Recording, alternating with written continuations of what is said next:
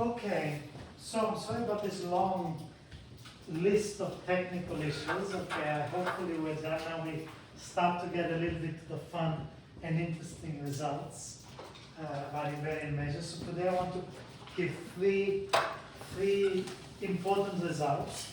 Two of them we're going to prove, the third one not. The proof, I think we're going to skip the proof. It's part of this course. So remember that one of our main goals is to study this sequence of time averages, we said, so delta I, Dirac averages. And this, as I said before, we can write this as 1 over n, the sum minus 1 of f star of the Dirac. Okay, so the first proposition we're going to prove is one of the three results I'm going to prove are all motivations for the concept of invariant measures, right? They're telling us why invariant measures are relevant and interesting for us for dynamics. So the first one is that for any, so let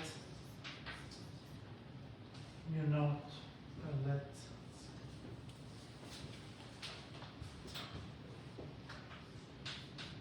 the probability measure on x, f x to x is continuous. Okay. Then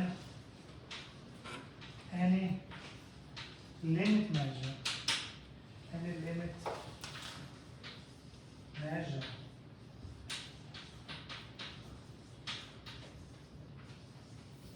of the sequence mu n equal 1 over n sum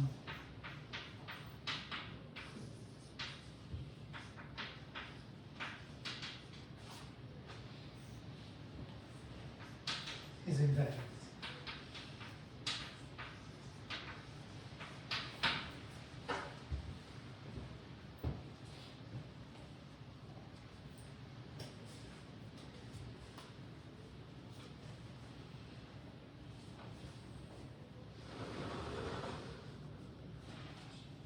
So in particular, of course, if we take as our mu naught, we take the Dirac measure in delta naught, then what this is saying is that as long as f is continuous, any limit measure of this sequence must be invariant. Right? So this is one of the motivations. Remember that what we're interested in is in the limit measures for this. Right? This is what we're studying. In particular, we will be interested in physical measures, measures for which this actually converges, okay? But if we're looking for physical measures, if we're looking for measures for which this converges, then the class of measures we should look at is invariant measures, because any limit measure is invariant, at least if f is continuous.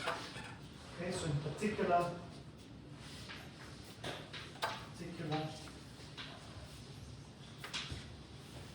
any limit point of mu n of x naught is f invariant.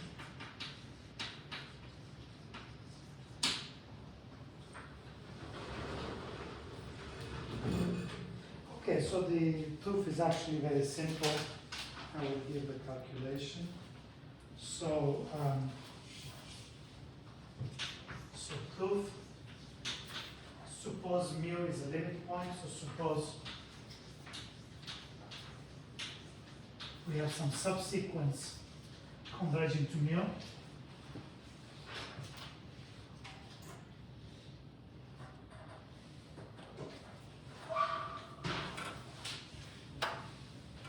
Then, by the lemma I wrote before, remember I wrote that f star, so f star of mu and j converges to f star of mu, right? Because f star is continuous. Okay, so if you have a sequence converging to mu, then the image of this sequencer will converge to the image of mu. And so what we want to show is that these are actually the same sequences, so that mu is equal to f star of mu. Okay, so f star of mu and j is equal to, by definition, f star of mu and j, right? Mu and j is by definition this. This is 1 over nj of the sum I equals 0 to nj minus 1 of f I star mu 0. And this is just sum of probability measures, so you can easily check that this operator distributes on the sum, like the push forward operator.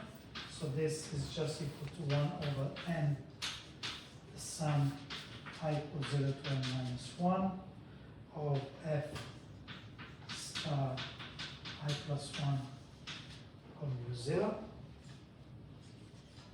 Okay, then this is just the usual thing. So we split this up into two parts. We write this as 1 over, so this is nj, 1 over nj, sum I equals 0. So this is always nj, right? nj minus 1 of f I star mu 0. And then what we're missing is we've got first and two marks, so we write minus mu 0 plus f nj of mu 0. Okay, so I've just taken these two, I've just kind of reorganized the sum here. So the 1 over nj goes like this.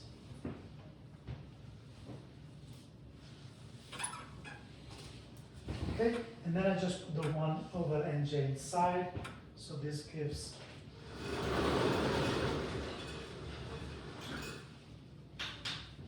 1 over nj sum I equals 0 and j minus 1 of f I star mu 0 minus mu 0 over nj plus f nj mu 0 over nj.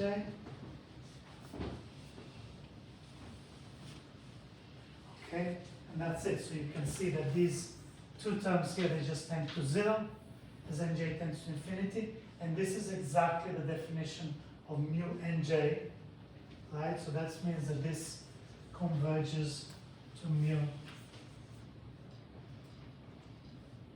This converges, yes, this converges to mu. So f star mu nj converges to mu. And since we know that f star mu nj also converges to f star of mu, this implies that mu is equal to f star. So this is just a simple calculation that shows the invariance of this.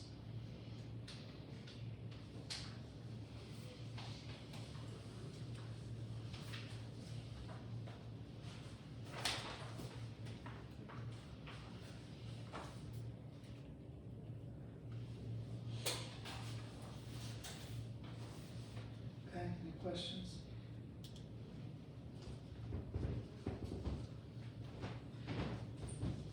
So usually in most textbooks, this result is embedded in something called the Krylov-Bogulyubov theorem. But I wanted to separate it because I think this is the key part. So this is called Krylov-Bogulyubov, which says that if X is a compact metric space,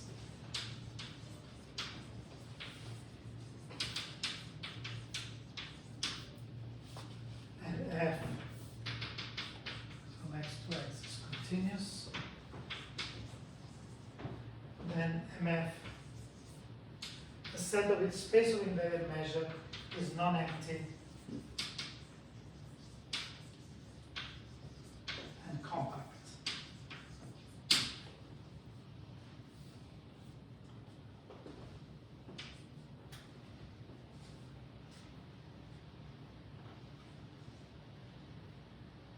Okay, so in fact this is essentially just a corollary. This is the key, this is really the key statement because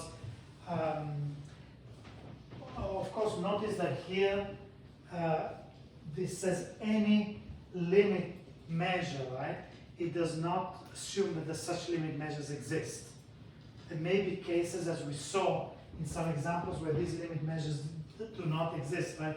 For example, if you take, remember just the translation on the real line. If you just take the map that just translated on the real line, then it just, these measures, they just get spread out along the real line, and then the measure, there's no limit measures, right? Or if you take the open interval 0, 1, and you take a contraction that is converging to 0, then this wants to converge to the Dirac delta at 0, but 0 is not part of your space, so it does not converge because it's missing the limit points, right? So we cannot talk about this invariance. So this says if there exists a limit measure, then it's invariant. If X is now compact metric space, so both of those examples I gave you are not compact. If it's a compact metric space, then the space of probability measures is compact in the weak star topology, right? This is just general result of function analysis, and therefore if it's compact, then every sequence will have some converging subsequence, so there will be some limit measures, and therefore, because every limit measure is invariant, then this is non-empty. Okay? And then you can easily search compact, it's in the notes, it's just a couple of lines, so I will leave that. Okay, it uses, okay, it's a couple of steps from what we did before. Okay, so what I really think is that the important fact is this, not just the fact that it's non-empty, there's a compact metric space, but the fact that it's when we take these kind of averages, we get invariant measures, and we will use this a lot. Okay, so ideally what we would like is to say that if we have an invariant measure, what we really want is the converse of this result, right? Because this says that any limit measure is invariant. What we really want, we would like to say, suppose you have an invariant measure, right? Then, especially when you take this, then these maps here, they converge to this invariant measure. Because this is what we're looking for, right? We're trying to find measures for which are limit points of these, right? This is not true in general, but we will see probably tomorrow already some extra conditions that give you this. For today, we're going to finish with two theorems that are really quite remarkable theorems that show that just the fact that a measure is invariant does have some very non-trivial consequences. Okay? So the first theorem is a classical theorem due to Poincaré. It's called Poincaré recurrence theorem.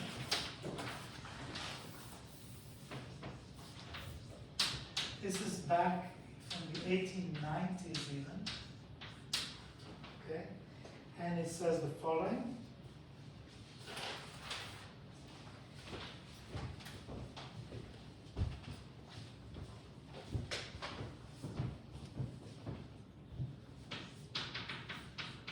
Okay, here we don't need any, we just need this to be measurable.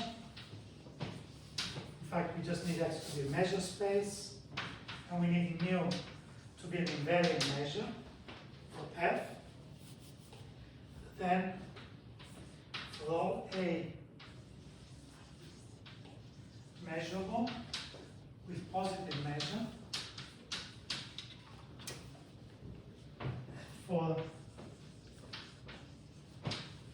mu almost every initial condition x naught in A, there exists some tau that depends on x naught greater than or equal to 1, such that x tau,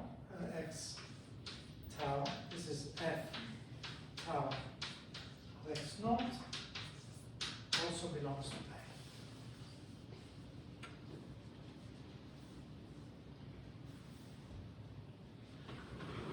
So what does this theorem say? It says that we have our space X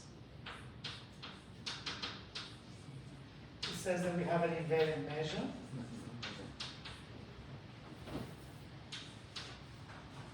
It says that we take a set A, a positive measure, and it says that almost every point will come back to A. Sorry, also here you need X compact or something. The space X, do you need? That's a very good question. The fact that it's an invariant probability measure kind of gives the compactness, implicitly gives the compactness you need. The fact that it's a probability measure, invariant. Okay. This is not a topological result, right? This is just a measure theoretic result. And we will prove it. It's a very simple proof. You do not need compactness here. But it's a remarkable, it's almost an astonishing result because it seems to deliver information out of nowhere, right? Because you know nothing about the dynamics, you know nothing about the map. All you know is that there is a connection between the map and the measure, right? So that the measure is invariant. And you take a set of positive measure, and almost every point comes back, not every point. So let's see how we prove this. Let me just make a little bit of space here, like this small.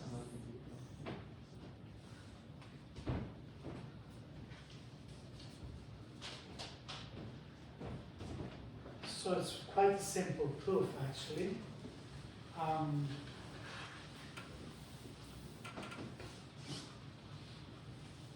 So let's define the set A0 is equal to the set of points that never come back.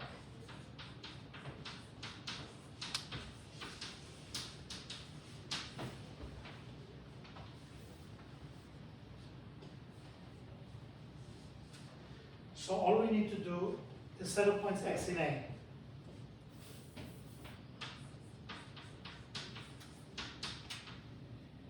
So all we need to show is that this set has zero measure, right?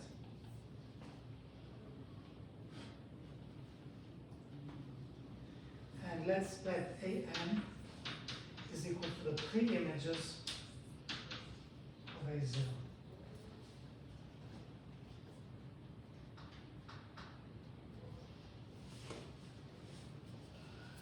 Okay, so I'm going to, yes?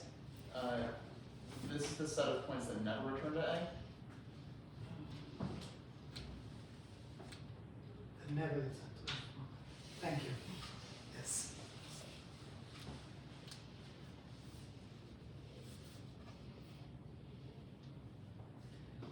So if we can show that this has zero measure, we're done. Okay? So we can take all the pre-images. Now there's one little step that I'm going to leave as an exercise. Because it's so is to show that all of these are disjoint. It says AN intersection AM is empty for M different from M. This is just a little set theoretic argument. So you can show that if they intersect, this would mean that it would contradict this. Like if they intersect, if you assume there's an intersection, then you can show that these points actually return to A. So I'm just going to leave that little thing as an exercise, although this is a crucial ingredient because the fact that they're disjoint now makes it very almost trivial to complete the proof. So we now have that the measure of the union of these AIs, AN, n equals 1 to infinity, is just equal to the sum of the measures because they're all disjoint.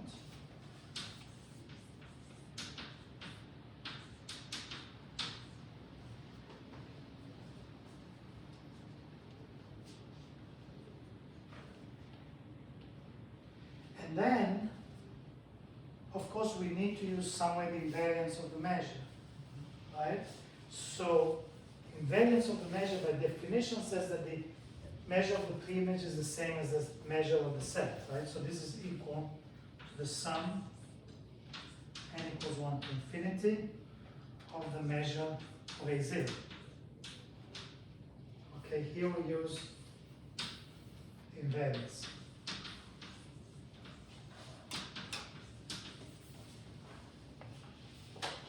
Okay? And this, of course, is less than or equal to the measure of the whole space, which we assume, which is 1.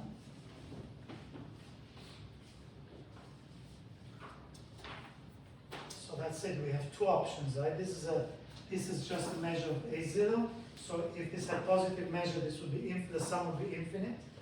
If it has measure epsilon, okay. So all of the key point is that all of these have the same measure as the measure of A0. This is where you use in an essential way invariance of the measure. Right? So if each of these has measure epsilon, then this would give an infinite measure, which would contradict the fact that it's less than or equal to 1. The only way this can be less than or equal to 1 is if this has measure 0. Right? So this implies measure 0.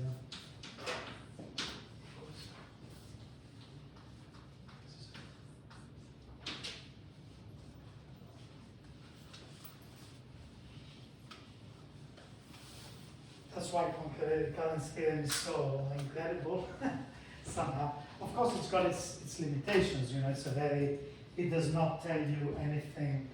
You know, it tells you what it tells you. Right? It does not tell you how long you have to wait. There's lots of information it does not give, but it does.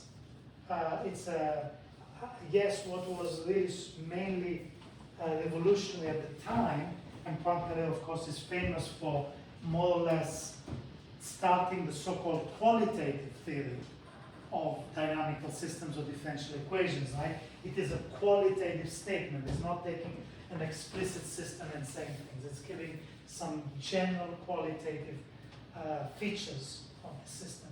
And this is one of the main reasons. As far as I'm concerned, there are two motivations for the concept of invariant measure coming from opposite directions, right? One of them is to say that if we're looking for limit sets of this, then it makes sense to look at invariant measures.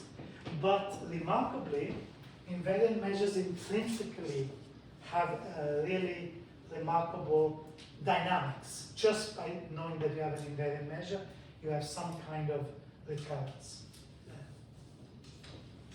So the next theorem is even more amazing, and it tells us something more, even more precise. It's a refinement in some sense of Poincaré's recurrence theorem.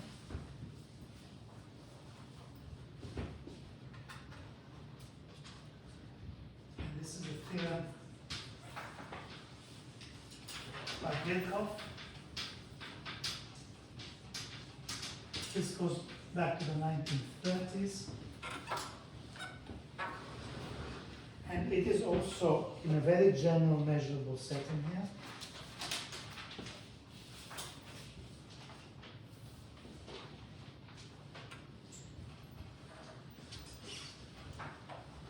So again, we just have f x to x measurable.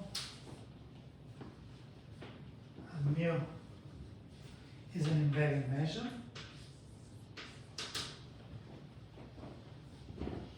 Okay, the theorem is the following.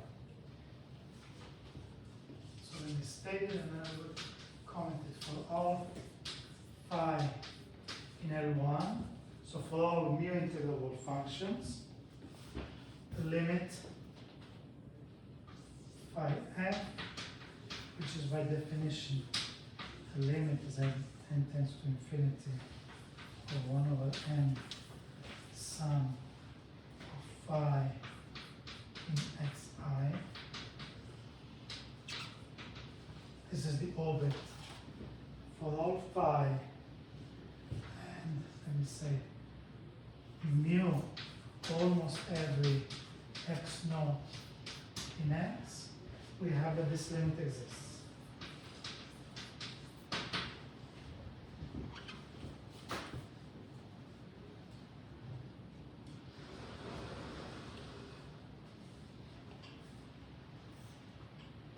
example, okay, to make this much more concrete. Corollary. Suppose phi is the characteristic function of some set A.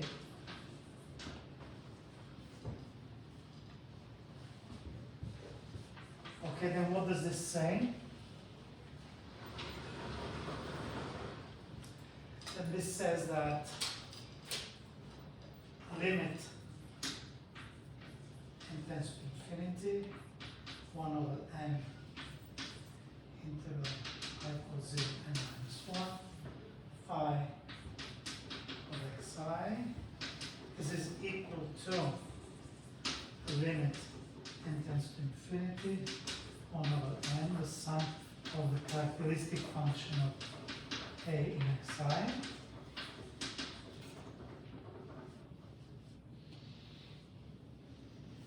So what is this?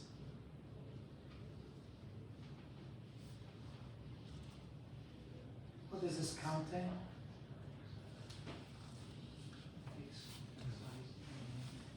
Sorry? If xi is a Exactly. So this is counting.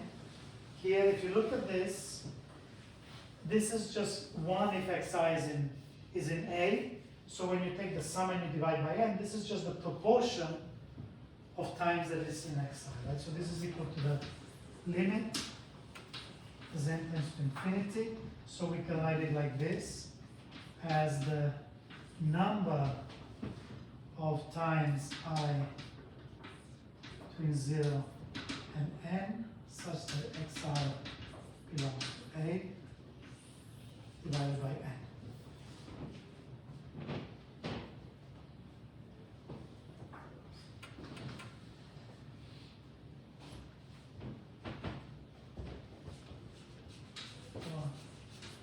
You almost have the x naught. This limit exists.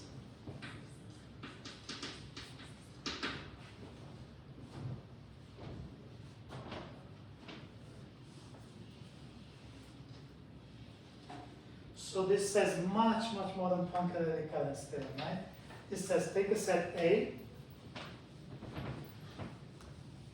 and look at how often the points belong to A.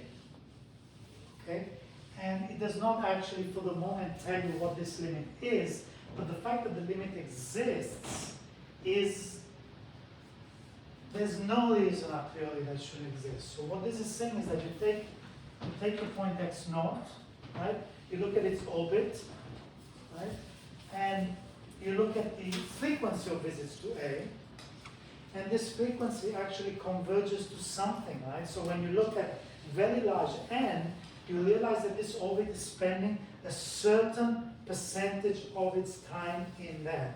And this percentage of the time is converging to something, okay? So if it spends 1/5 of the time in there, it converges to 1/5, it converges to something, right? So this is in some sense like saying the probability of being in the set A, right? If you don't have any other information and you know that the limit exists, what it means is that it exists, the probability of being in A exists in some sense. It makes sense.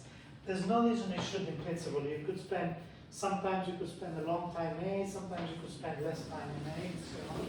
There's no reason for which this should exist. So this is really probably the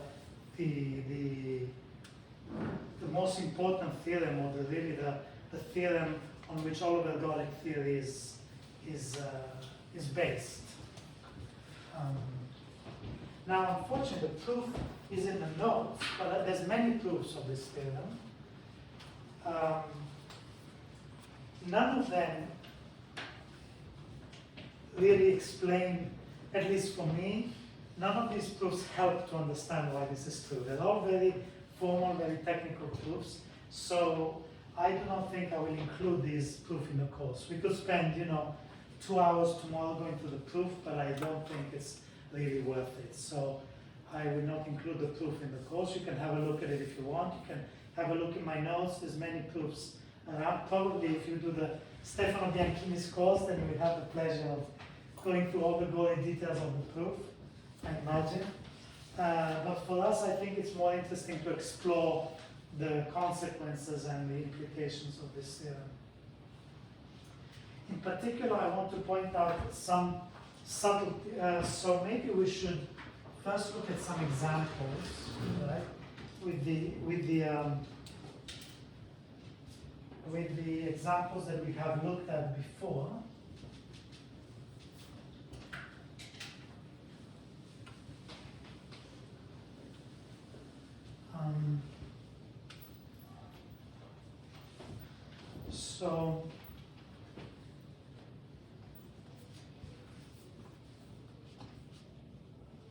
So of course there's some trivial examples, right? So of the application of this. Remember, one of the examples we looked at is when you have an attracting fixed point. So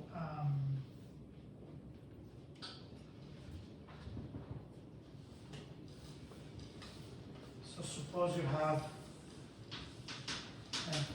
suppose you have a contraction, so you have a point P, and then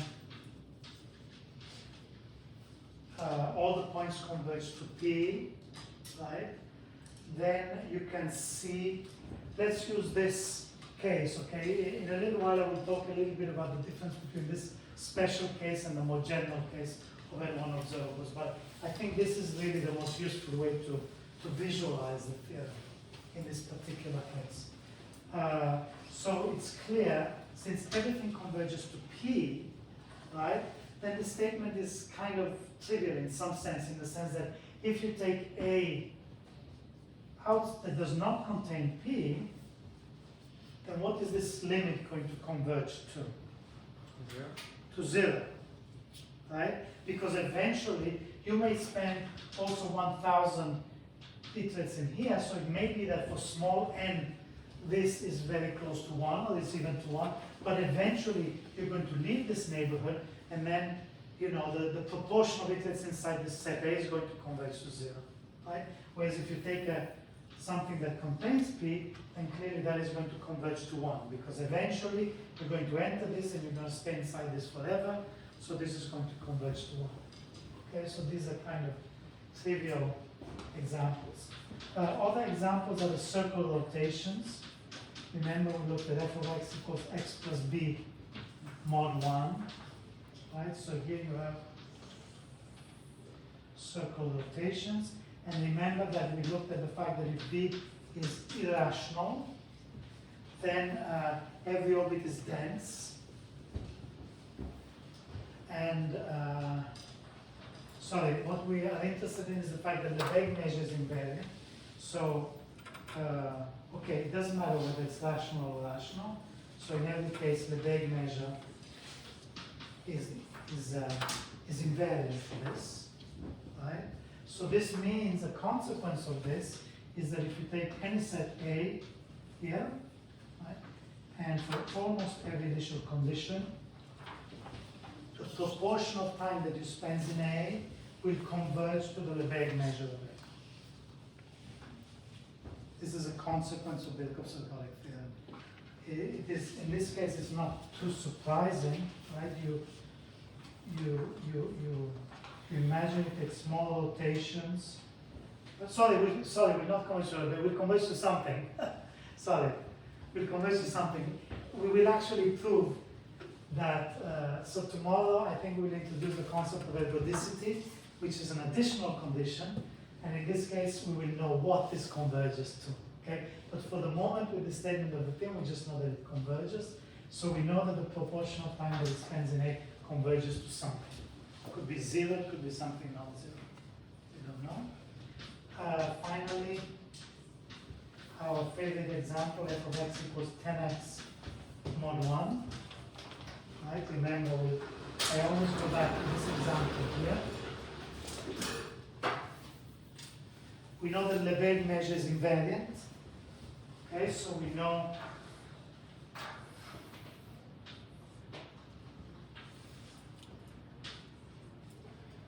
remember that we took this, if you remember how it works, when you take some x0, you take the decimal expansion, right? 0, 2, 3, 8, 1, 5, 7, and so on. And this tells you a little bit what the distribution is. We can take some interval here, 0.3 to 0.4. Okay, this is the interval A. So what implications, what this Birkhoff's theorem says is that for almost every point, the frequency of time, the proportion of time that you spend in A converges. Right? What does that mean about the decimal expansion of point x naught?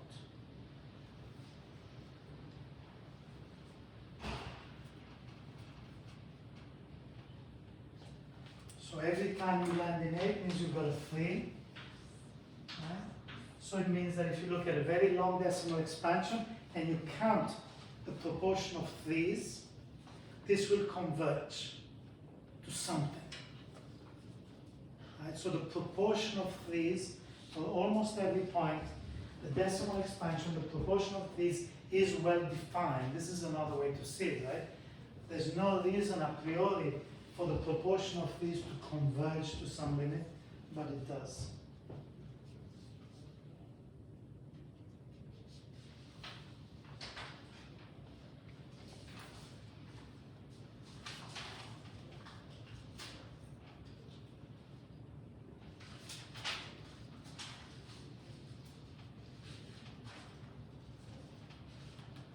Okay.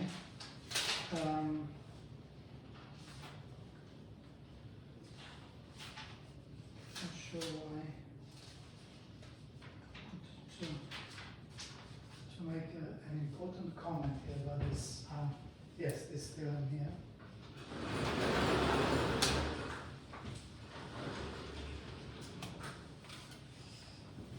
Is that there is a subtle point which is very important.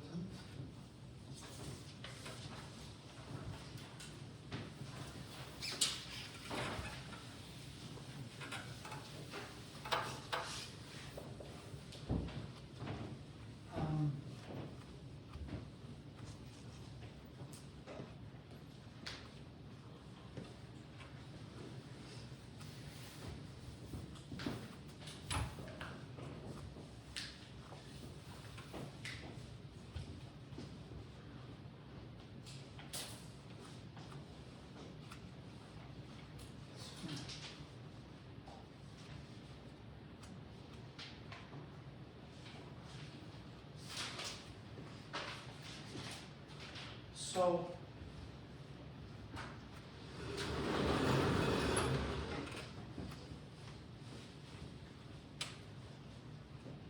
the exact way the theorem is stated is very important for all phi and for mu almost every x.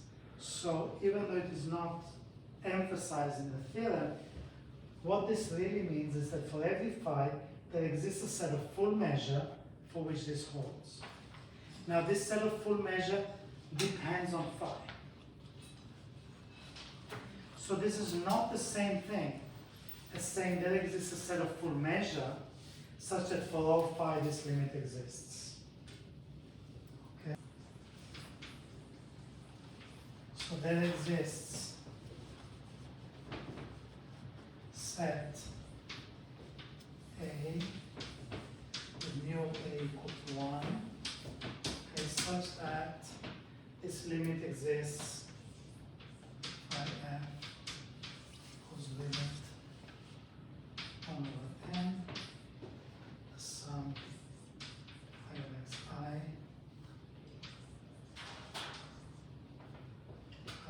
exists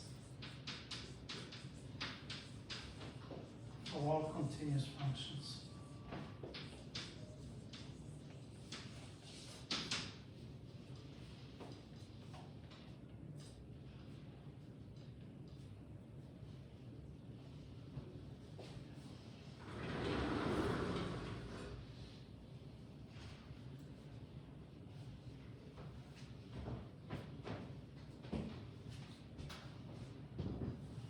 Sorry, if the set of sorry. So what I meant is, if the space of continuous functions has a countable dense subset. Okay, that's what I meant. If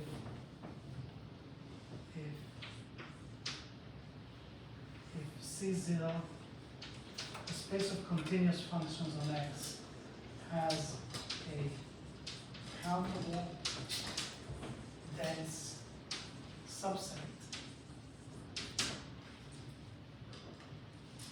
So this is a property of the space X. I think if X is a compact metric space, is always true. Then you can find a set of full measure such that this limit exists for all continuous functions. Okay? That's because you just take the set, so for each of these functions, you take the countable dense subset, and for each one you apply Birkhoff's theorem that says that you have a set of full measure for which this limit exists. Then because it's a countable set, you can take the intersection of all of them, and it will be still a set of full measure, right? And then you can do some approximation argument that shows that the limit exists for all of the continuous functions. Okay? So this will be used. Sorry about the confusion here, because I somehow I didn't print my notes for this, so I couldn't remember exactly the formulation.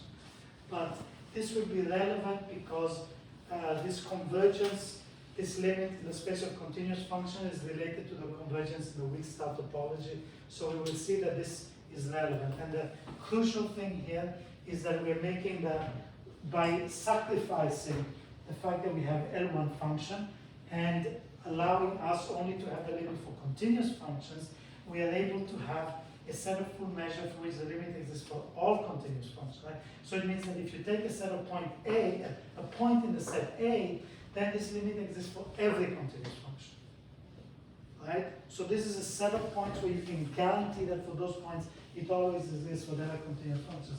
Whereas here, if you take one point, you don't know, okay? You can take a point for which this holds for one L1 functions, you don't know if the same thing holds for any other L1 functions in this case. Okay, so that's a little bit of a subtlety also in this case here. Even though it's very powerful, it says, given the characteristic function, for almost every point we have this almost every point depends on the set A in principle. Right, so this is a little subtlety about this. Whereas instead of taking, so with continuous functions, you're not allowed to take characteristic functions, of course. So you weaken a little bit what you can say, but this will be very important for us to have this. This is sometimes called the set of typical points for the measure. So there is a set where you can guarantee this. Okay. Can you play kind of the same trick, assuming something about the algebra you're using? Yes, I think you can. If the set A is not too wild, you know, if you assume that the set A is, I don't know exactly what conditions, but yes, certainly, if you restrict the class of sets A's, you should be able to have a full set of a set of full measure that applies for every A, as long as they're not too wild sets. Yes, that's what it is.